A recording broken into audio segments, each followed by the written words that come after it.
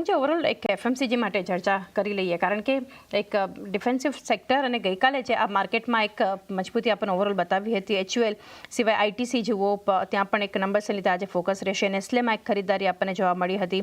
Dabur, VBL જેવી કંપનીઓ F&Oમાં આગળ જોઈએ તો ઓવરઓલ જે એક સેટઅપ હતું એફએમસીજીમાં, પરંતુ લોંગ ટર્મ માટે કઈ રીતે એક સલાહ રહેશે અહીંયા?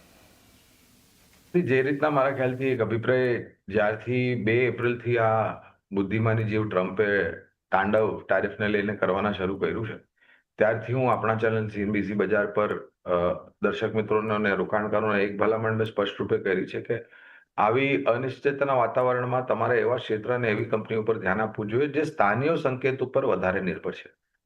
અને FMCG તમે જુઓ તો મારા ખ્યાલથી છેલ્લા અમુક વર્ષોથી પરિણામના આધાર પર અને ખપતને લઈને જે નિરાશા હાથ લાગેલી એને લઈને અંડર પરફોર્મન્સ જોવા મળેલું.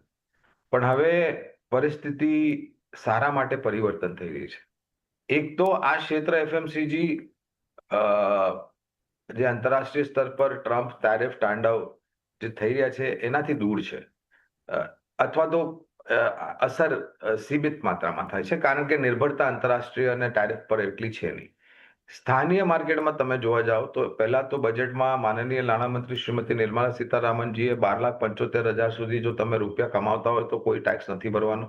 એની સાથે જ સારા ચોમાસાની પરિસ્થિતિ, એની સાથે લાગત ખર્ચમાં નીચલી સપાટી, જેનાથી નફાના માર્જિનમાં સુધાર, અને ઓક્ટોબર, નવેમ્બર, ડિસેમ્બર જે ત્રીજા ત્રિમાસિકનો સમય છે ત્યારથી તમને જમીની સ્તર પર ખપતને લઈને પ્રોત્સાહન જોવા મળશે.